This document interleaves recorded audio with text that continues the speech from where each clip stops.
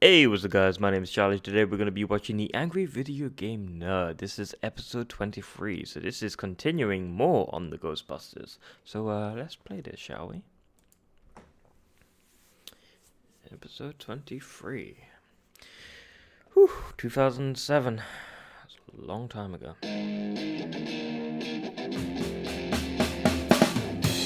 He's gonna take you back to the past to play the shitty games that suck ass. He'd rather have a buffalo take a diarrhea dump in his ear. He'd rather eat the rotten asshole of a roadkill skunk and down it with beer. He's the angriest gamer you've ever heard. He's the angry Nintendo nerd. He's the angry Atari Sega nerd. He's the angry video game nerd.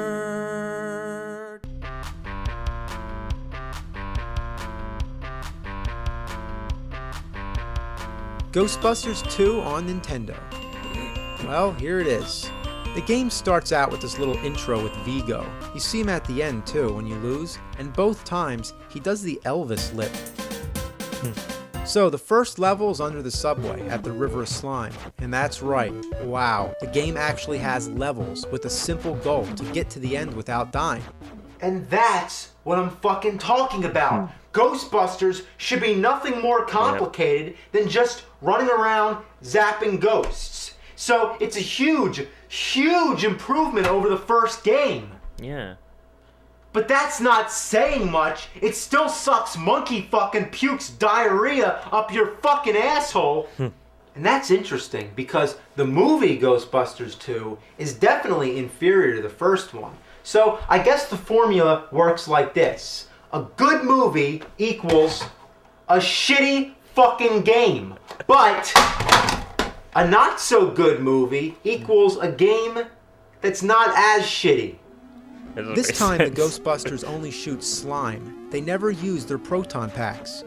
The controls could have been better, and the way you move the gun is kinda awkward. Like it stays wherever you point it, and it takes a moment to aim it elsewhere rather than just being instantaneous. This is a hard one to explain, but just play it for a while, then pop in Contra and you'll know exactly what I'm talking about. It's also stupid that A shoots slime and B jumps. Usually it's the other way around. As for start and select, they don't do donkey dick. Usually start is pause, but here, there's no fucking way to pause the damn game. Wow. I no mean, pause. if you gotta go answer the phone or take a shit, it's like tough shit if you gotta take a shit. You gotta take a quick shit. You gotta have turbo turds. I'm trying to play the game. I got shit stains in my pants and an answering message on my phone that says, "Sorry, I'm playing Ghostbusters 2 on Nintendo." What a selfish game. Bottom line, have a fucking pause button. God damn it!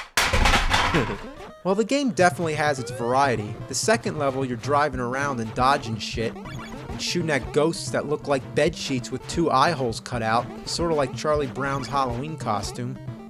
Oh, and the car's alive, because when it dies, it bleeds. Yeah, it gets mangled into a bloody mess. Yeah, I know, it's red slime.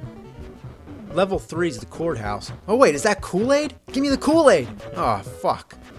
Level 4, you're driving again. Like before, there's holes you gotta jump over, but you gotta make sure that you drive over the arrows because they're the speed boosters. Oh, get out of my way! Fucking ghost.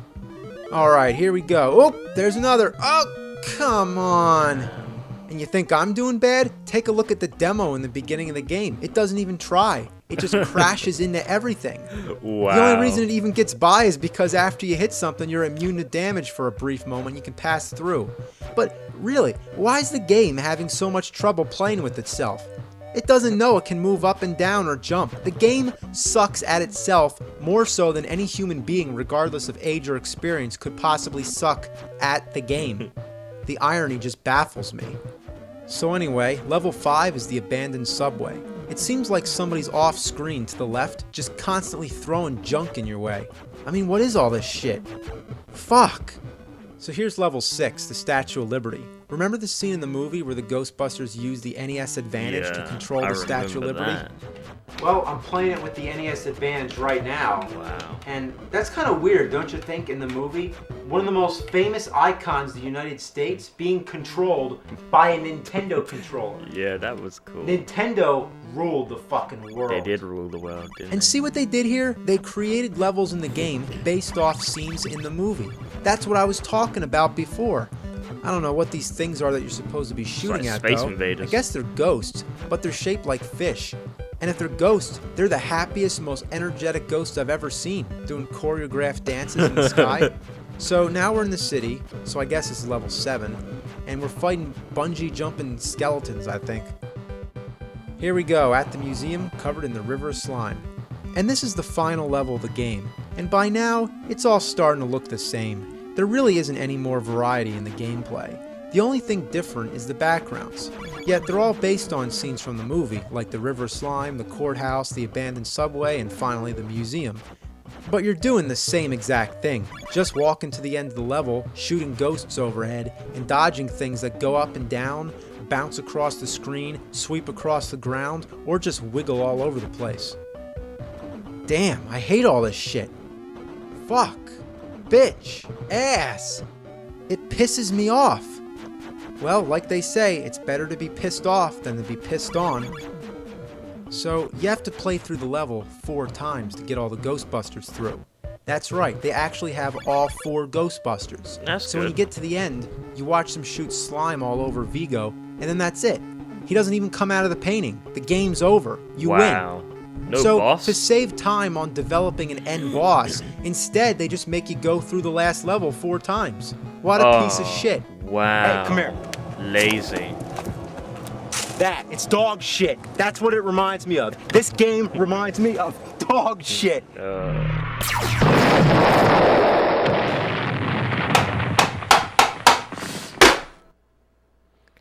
Can Sega do better again? Well, let's find out. We got Ghostbusters on the Sega Genesis, also called the Mega Drive. We're stepping into 16-bit territory now, yet this game was released about the same time as Ghostbusters 2 on Nintendo. Rather than making their own game of Ghostbusters 2, Sega made something completely original. Well, there's only 3 Ghostbusters again. I mean, what's their problem with Winston? What are they, fucking racist or something? Yeah, that's what I Well, was whatever the thinking. case, you get to pick your Ghostbuster. They got big heads and they walk like they're crapping down their pants. You got dialogue scenes and not 1 but 2 stores, an item shop and a weapon shop, again resorting to that old tired idea of having the Ghostbusters buy all their own equipment. Then you got the map screen, which thank God it serves the only purpose that it should, selecting which order you want to play the stages in. So you can go into the little house, the apartment, the bigger house, the high-rise building, and after you've beaten all that, you can go to the castle. The stages are non-linear in a sense that you don't just run through from beginning to end. You gotta find your way around. You can climb ladders, swim, and explore the whole place until you found and defeated all the boss ghosts, which there's several of. And when you defeated them, you get to lay a trap and catch a Slimer in true ghost-busting fashion. After you cleared the stage, you get money and then you leave. So that's the concept, which is enough to keep you entertained. The control's great. Walking and jumping is perfectly responsive, you can easily shoot in any direction, you can crawl, it's fun blasting things, the sounds and music are original, and the caricature look I find kinda amusing actually. This is what you call a game. I like this. I like this? I can't believe what I'm saying. You like it? What? I think the world is coming to an end.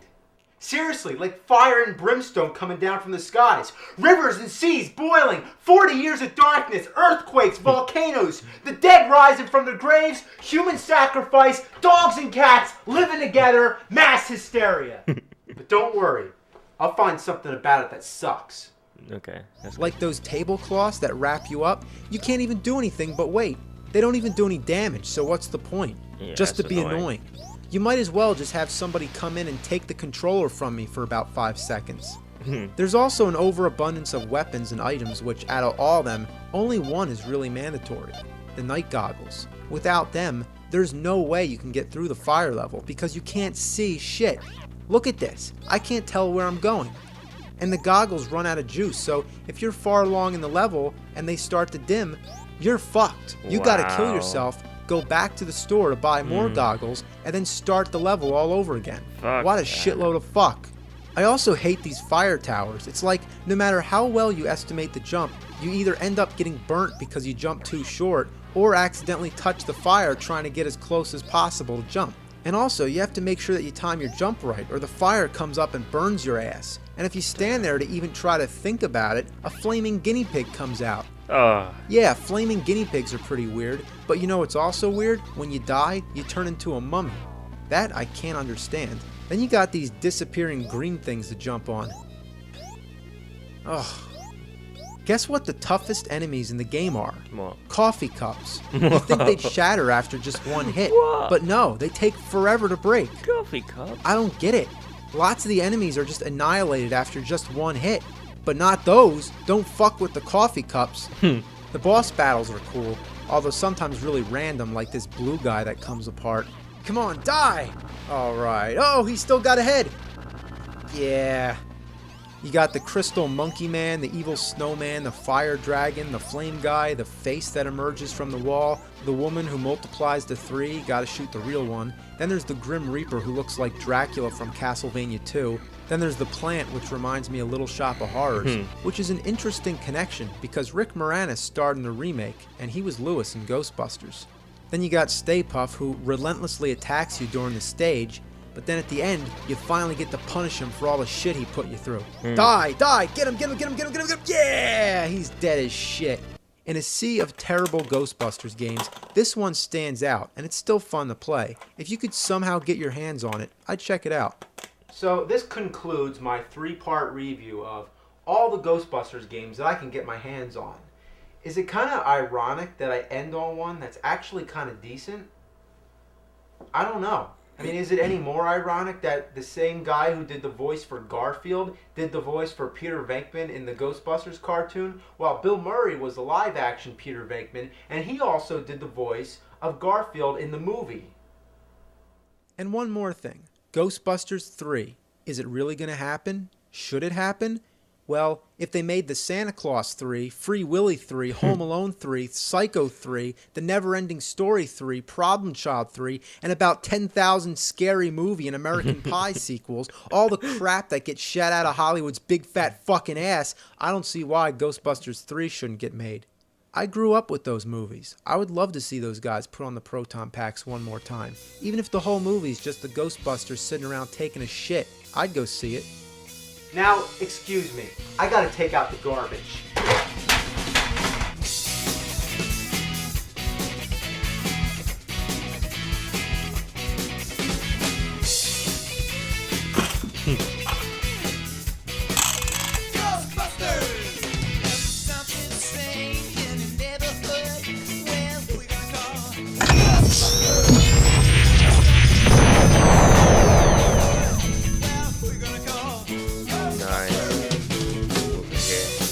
That was good. I enjoyed that.